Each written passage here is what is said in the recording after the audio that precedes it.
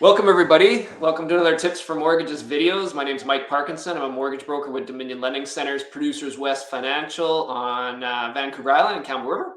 This is my cousin Jaden. He's a mortgage broker with Avenue Financial just outside of Calgary, Alberta. How's the weather today? Yeah, it's beautiful. We had a nice Chinooki weather. We got we had a +5 today, so we're loving it. Well, we're about, +6, +7, so we're way better than you guys. Yeah, of course. Yeah, the island always has to be, right? Yeah, we just pay a little Anyways, bit less tax for that weather. oh, So that's true. Yeah, we pay yeah, way more tax, way more yeah, gas. So that's what happens. They feed us with some nice weather once in a while. So that's right. anyways, as people might not be aware of, we're mortgage cousins. Jay's in Alberta. I'm in BC. We're just putting a series of videos together to try to help people more, kind of understand mortgages a little bit better, and help help with things like that because it's a pretty it's pretty tough in today's world to figure out the whole thing about mortgages. I mean, I've been doing this 20 years and I still try to figure it out myself. So hopefully you guys enjoy this. Today is going to be a great topic. We're going to kind of talk about mortgage interest rates, which is a really sensitive topic today because there's been so many changes in 2022. It's been an interesting year to say the least. AJ? Oh, incredible. And more calls than I've ever had before in my career in terms Yeah. of people just wondering where things are going, what's going to happen next year and the years after that, where interest rates are going. And most of the time we say, like, we don't know. We didn't True. expect we didn't expect what happened to happen as aggressively as it did either. So, we do as deep of a dive as we can into it. But if anybody tells you that they know what mortgage rates are going to be like 30 days from now, 6 months from now, a year from now, they're lying, right? So, Well, even the so-called economists that are around for years, they have no idea, yeah, honestly. Like things can change, the world can change so, so quickly, right? I'm actually shocked at where they are today, and I still think they've overdone it. But we're going to find out later into next year, kind of what's happening. We're going to give you a kind of the predictions and what we think, our opinion, I guess. Again, no guarantees, but our opinion on where we think things are heading. So again, 2020 has been, 2022 has been crazy, right? Remember the beginning of this year, how low rates were, the lowest I think we've ever seen. And first rate hike March 2022 was 25 basis points, and from there on, it's been a gong show, right? So it's rates have gone up since March 3.5%. Um, yeah. And so, Bank like, of I Canada. locked like last fall, just about a year ago today, I locked in clients on a variable at 0.95%. Yeah. 0.95%. Think about that. And so they're now at 4.45% since then. Just Yeah. an incredible difference. Well, and the 4.45% is still a wicked rate today based on where everything is at. So, and I really believe those people and the people in the variable that have, the good discounts, they're going to win out over the next 5 years because rates will, again, in my opinion, and you can echo this yes or no, they will be coming down at some point. We just don't know exactly when. So again, it's the fastest pace since what, the 1980s, I guess, that rates have increased. And the big thing about rates is the reason they're doing this is because inflation's been so high. So when you print trillions and trillions of dollars, what do you think's going to happen, right? Like I'll show you a good time, that's for sure. Give me a bunch of money and I'll show you how to spend it.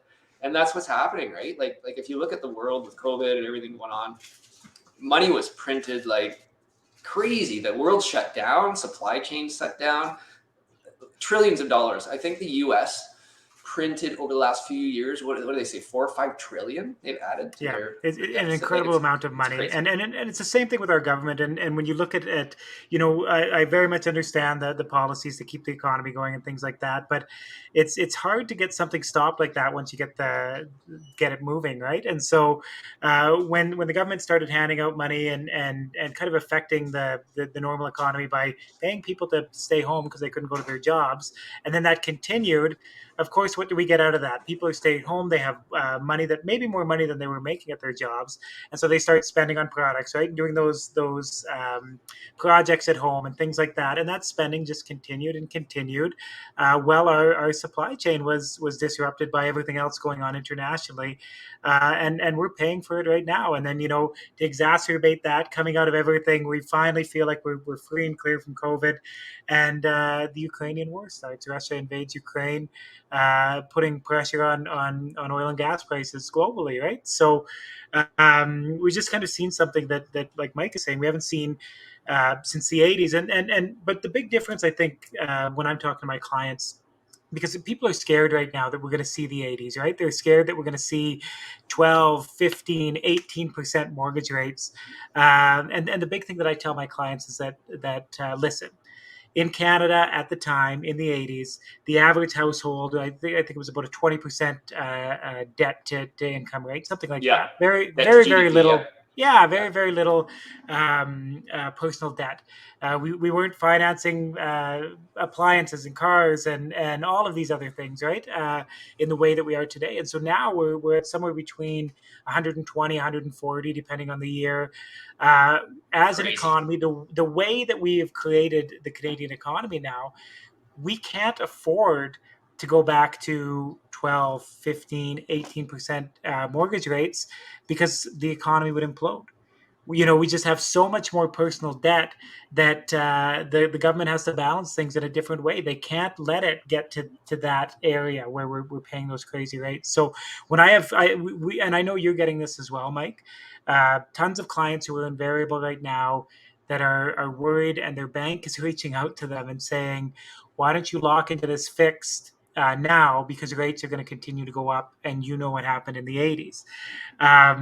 Those people, do you think the bank is reaching out to you to do you a favor, to make sure that you're spending the least amount of money possible? In my opinion, no. They're reaching out to lock you in at 5.25% on a 5-year fixed, because that is the way for them to maximize their income with you as a client over the next 5 years. Wouldn't you agree? Oh yeah, totally. And honestly, if you look at just quickly, let's look at the amount of debt in the world. Like, oh my God, like the world's set up for low interest rates. That's the bottom line, right? They've printed so much money. What does the US owe? Over 32 trillion or something is their national debt. They were saying if these interest rates stay where they are for the next year or so, just servicing their debt's going to be like over $1 trillion a year just to service their debts. That's more than they spend on national security. So it's like, it just doesn't make sense. I get it. Like they got to raise interest rates. Inflation's out of control because of what happened with all the money printing and stimulus and all that stuff. That's starting to come to an end. They're starting to take liquidity out of the markets, which is going to be a big problem, huge problem in the next year. I think that's what's going to break and bust, and then they're going to have to change course. Don't know when, don't know what's going to happen, but something serious is going to happen. The economic world is not in good shape. It can't sustain it. The higher the U.S. raises rates, the higher their dollar goes. It just destroys everything, right? So I agree 100% with what you're saying. There's so many, we could talk about this forever, but let's move on. We're going to actually, each week, we're going to talk a little bit about, or every second week, we're going to have an update, and we're going to just discuss where things are at so we can talk a little bit more about that. But the biggest thing is inflation and unemployment. Inflation's come down some, but not very much. They still say unemployment is low, which, yeah, whatever. I think, a lot of that's manipulation on how they get their numbers for that. Layoffs are happening like crazy in the U.S. with a lot of these big companies, and it's a lag effect, right? So the Bank of Canada and the Feds, they look at lagging indicators, and those indicators are, these interest rates haven't filtered through the economy yet, Jay. Like it takes 6 to 12 months for these interest rates to hit the economy. So really, we've hit the first quarter, next half a percent rate hike, whatever, is starting to hit the economy. But you wait till that extra 3% to today hits the economy. Like, what's that going to do, right? Like seriously, we're just throwing reality out there. We're just trying to think in real terms, not about stats here, this and that, right? So that's my take on it. And I think the lagging indicators are going to come through, and it's going to, things are going to have to change at some point. I don't know what the solution is, Jay. I really don't, but No, I and I can think see lower rates down the road, right? So yeah, and I think when we're talking to our clients, is when I'm talking to people right now, I'm saying, can you afford this for the next 6 to 12 months? Because absolutely, you're right about the lagging indicators, right? We've already come down from a high of about 8.5% inflation to closer to 6% now, and like you say, that's only taking into account that quarter point hike, pretty much when we look at the way things lag like that. And so really feel like we're, if you look in past incidences, 2008 in the 90s, when we had these huge rate spikes, just about every single time the following year, within 12 to 18 months, rates were back down to where they were before. So my prediction for this, when I look at things, is I don't think we're going to get there. I think rates were artificially lowered to where I could offer my clients a 0.95% variable rate mortgage. I think that's not. But I think if we can get back within the next 12 to 18 months to where you're looking at, rates between 2 and 3.5%. And I think that's great for the economy. That's what we want to see. That's affordable for everybody for housing out there. And I think we're heading back in that direction. Like I say, predicting rates is a bit of a fool's game. But if we look at everything else that we see going on in the market, I'm telling my clients, if you're in a variable and you can afford to do so, hold strong, hold out, and then if you wanted to lock into a fix when things come back down, absolutely. But now is not the time to be making that decision. No, and people that are really struggling, say they are in a variable and they haven't had any updates or anything like that, and they're really struggling and they just really want to get into a fixed rate. Like we've been recommending short-term fixed, right? Just because we think that in the next year or two rates are going to come down. Take advantage of the lower rates shorter. Don't get into a 5-year at these rates. Now, I still have clients that have we had a rate hold 4 months ago and they closed a couple months ago. They have a nice much lower 5-year fix. They're happy with that, but they're with a lender where the penalty is not going to be as big as like a major bank or something like that. So we'll talk more about that in future videos. But I agree with you, Jay. I think this time next year, there's a good chance I can see rates back down some. We just don't know where. We just don't know how much, and we don't know when, right? So we'll see where that's heading. But do you agree with the strategies? You still like variable for people that are comfortable in short-term fixed rates today?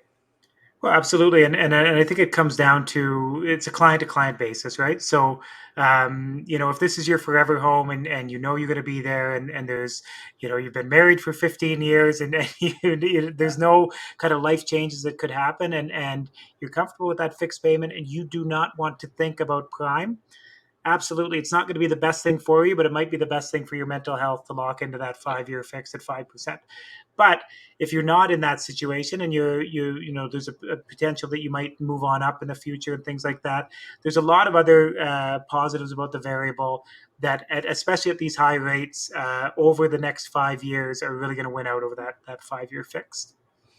Yeah, excellent, Jay. Well, that's kind of just our opinion, and again, we don't push people into it. We just offer them options, right? Like we want to tell everybody everything. There's way more to a mortgage than just the rate. Like Yeah. if you're happy with a 5-year, there's no problem there. If you want a shorter term, there's lots of options there, and variable, there's all kinds of options too. So it's just every mortgage is different, and that's where we come in to try to help you guys out. So these are our opinions. We're happy to supply them. We'll see how things work out in the next 3 to 6 months and into the year. We're going to keep doing these updates. So I hope you enjoyed them. If you know anybody that would be happy to learn from this, please forward these videos on. We would really appreciate it. And if you have any questions, please reach out to Jay or myself anytime. Like he's in Alberta, I'm in BC. We do work for different companies, but we still work together, helping each other out. So we can, we're your BC Alberta connection. So if you got any questions, please reach out to us. We're happy to chat, and we look forward to seeing you in the next week or two on another weekly update on mortgage rates. Yeah. Thanks, guys. Have a great day. See you, Jay.